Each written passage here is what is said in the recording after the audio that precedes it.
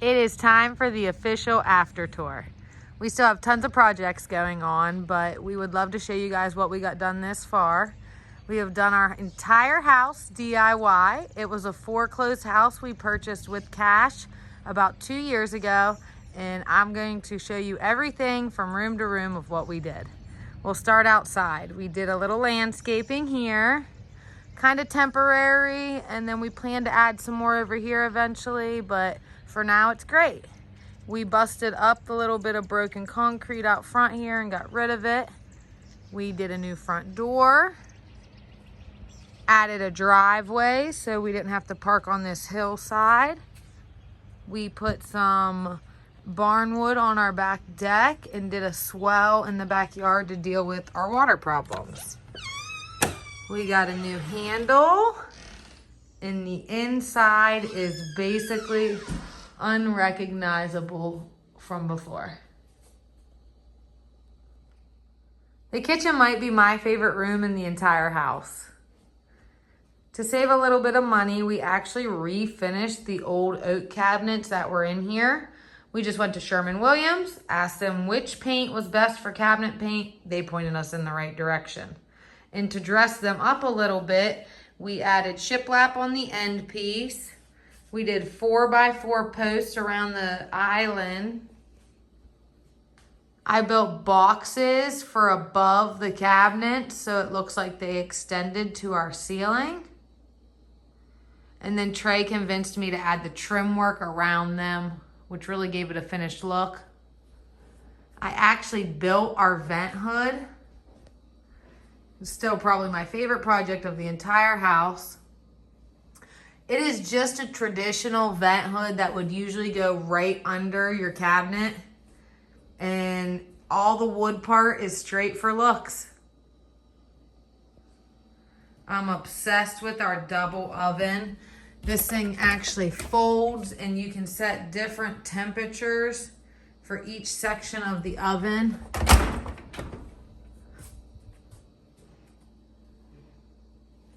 But it is our first gas oven, and we were burning on this burner, and I reached over and I actually caught my hair on fire.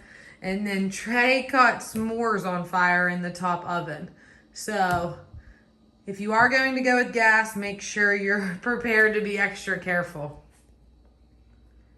We debated if we wanted to go with 1 bowl or 2 bowls. We ended up going with 1. A lot of people said we wouldn't have anywhere to dry them, but we got a little drying rack, and I am very happy with our 1 bowl decision. We went back and forth on the backsplash. I fell in love with this herringbone, but Trey was not a fan, so we took your guys' vote. It was overwhelming how many people voted on the herringbone, so I talked them into it. We spent a little extra time and we went through and picked any that looked a little yellow out of the pattern and replaced them with a more gray piece. We fogged the glass, you see there, and we used a spray fog. That kind of was crappy. We used the peel and stick fog in the back, and that worked better. After saving all the money on the cabinets, we splurged on the countertops. We got quartz. That is the best type of counters you can get. They are pretty much indestructible.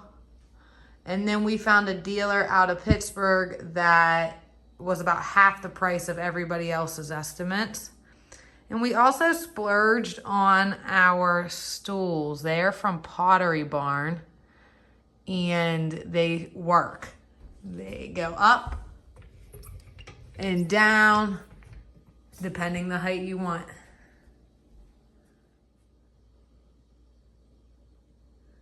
Our biggest change in the entire house was probably the ceilings. They are beautiful. We used sheets of plywood, cut them down into 8-inch strips, and then just glued them and nailed them to the ceilings. We covered up some old popcorn ceilings, and we actually tore a wall out through the center here. So when we got the wall removed, the 2 ceilings were a little bit unlevel, and there was a giant hole in the middle. So we were able to cover up all the flaws, from the demo simply with sheets of plywood. Now, fortunately, back then, the sheets of plywood were about $15 a sheet. And now those same exact sheets of plywood cost around $70 a sheet. So we got that project done just in time. We've just recently started decorating the dining room, and it is coming together really nicely. We started with the table that we actually built. It cost about $150 in lumber, and it is not perfect by no means. I wish we would have used a little more glue on the top, but you live and you learn, and it is stable, and we have had many dinners and breakfasts there already. The chairs I saw on Pottery Barn, they were over $200 a chair, and then I ended up finding them on Walmart, and they are a perfect dupe, about half price. I found this beautiful vintage buffet on Facebook Marketplace. It was $100, and I had searched for a buffet for a couple weeks. When I found it, Trey told me absolutely not, so I convinced my friend to go get it with me, and then it sat in the basement for a few months before I was able to convince Trey to refinish it. And as you can see, his sanding technique on the buffet was perfect.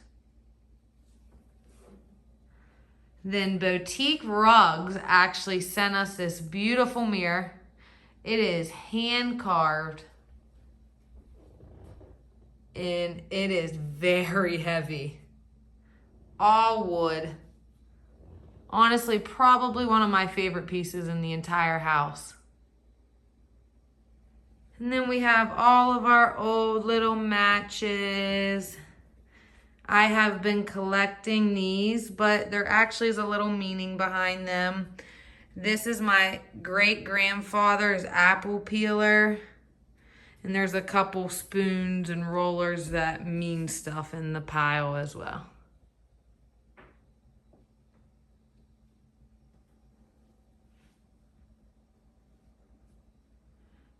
We replaced the front door. Right now, that is actually just pre-primed. It still needs painted, but I love the cream color, and I'm trying to convince Trey I like the cream more than the white. But he wants it white, so it has not been painted, mainly because we cannot agree. I made all of our trim work around our windows out of 1-bys. So I just pieced them together, and then they call that a farmhouse trim, and I am very happy with how those turned out. We got the old rusty lockers from Rogers Flea Market, and they actually cost us $20. I'm gonna try to collect a bunch of scales and fill the entire thing up. And then we have our street sign. My husband's number is 7, so we love that. When we originally saw this house, we fell in love with the step-down living room. I know that seems weird, but it was one of the features that we just loved. We also love the fireplace, and we knew we were gonna keep it the original stone that it was when we walked through. But we did change the gray. The fireplace used to be like an orange oak, and we ended up putting classic gray on it, and it brought the grays in the room out a little more. Our biggest splurge of the house was the couch. I have another video I will link in the description. This is a love sack. It was around $7,000, and I fought Trey the entire time, but now I am a believer. It is so comfortable, completely rearrangeable. We even got the pillow sack. We absolutely love it. We removed an octagon window that was above our TV. We did all the shiplap on the ceilings in here. Did the farmhouse window trim. But the biggest change was in the back of the room. We removed the closet that made this room feel very small and added French doors. Right now, those French doors lead to a drop-off, but eventually one day we will have a deck out there. Maybe the next project. I pictured this big, long dresser on this wall the entire time, and then I found this beauty on the side of the road. So we refinished it, and there was numbers. It matched really well with the original color we found it, so we just kept it exactly like it was and added some different unique stuff on top.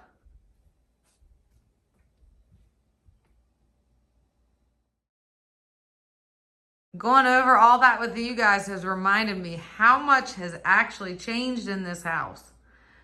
The back of the house is pretty dramatically different as well. Starting with the hallway, we took the old hollow doors and added a pattern with a thin piece of lawn on the front of them, and then painted them the same color as our kitchen cabinets here. We also removed the odd closet door, and this was a closet that's attached to our basement steps, so it was like at a slant. And now we just built a false wall. We're gonna hang some hooks, and it's gonna be a little coat closet. Next up, our bathroom. This is where we gained all the confidence. Once we finished this room, we were super proud and knew we could probably do anything we needed to do in this house. We tore everything that was in this bathroom out and then started from scratch. When we bought the house, it was 3 bedrooms, and we converted this bedroom into a laundry room. This was the Steelers bedroom. Yes, under these white bricks are the yellow Steelers walls. We used the sheets of bricks from Home Depot that were red and black, and then just painted them white. Added shiplap to the back wall, and we plan to do shelving with the poles and maybe some upper cabinetry, but it's on the list. We just got a brand new rug and actually rolled it out today. Our spare bedroom in the back is just our tool and work room. And then you have our master bedroom. This was actually 2 rooms, a bedroom and a laundry room. We made sure the middle wall was not load bearing, and then we removed it. After we removed the wall that separated these 2 rooms, it was a little bit of a game we were playing, because originally that wall came about right through the middle of that TV out. So the closet was shaped totally different. But then I realized it was only going to leave us a couple inches to walk past a king bed. So then we had to reshape the closet. That left our ceilings really messed up. So we had to drop the ceilings on that side of the room down to match this side of the room. And then more sheets of plywood. In this room, instead of painting them white, we stained them classic gray, and it is my personal favorite thing of the entire house. We built our bed. We found our bedroom furniture on Facebook Marketplace for free. We bought our mirror before we actually even bought the house. It was the first thing we purchased, and it was in the clearance section at Value City.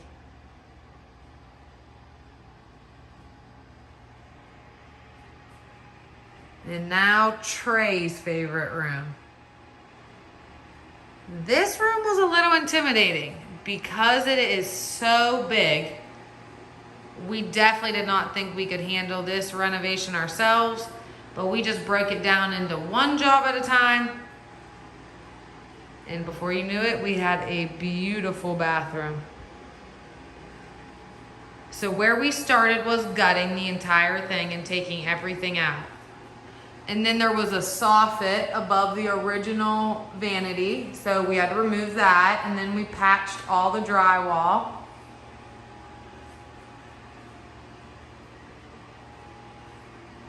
We reran the plumbing and the electric to where it needed to be. We removed an old heater off of the back wall here. The plumbing lines originally came up through here, and the closet door actually used to be in here. So we removed the closet door and then moved the plumbing lines. The shower got completely framed out. Once the shower was put in spot, we were able to lay the floor in the rest of the room. This was probably the most time-consuming project of all of them because we wanted to lay them out before we did the job. So we pre-cut them all, laid them through the entire room, and then we had to pick all the tile up and actually lay the tile. So it was a little bit time-consuming, but well worth it because we felt very comfortable laying the floor. This is a freestanding bathtub, and it is seriously just, nothing's holding that in spot besides the drain and some caulking.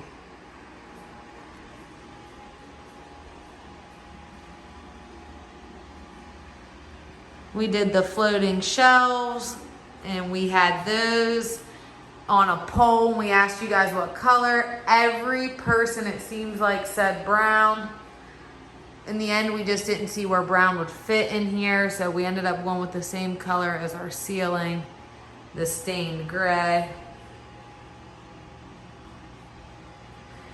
Now we went to fill the putty holes, and the putty's white, so now I need to like get the putty stained and then add it, you know, add it to the list.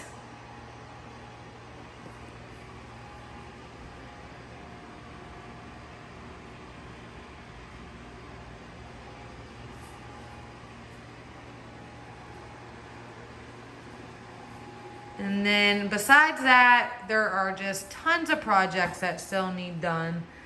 Like my closet, we still need to put doors on. We still need to add door knobs, finish the laundry room, really start to decorate.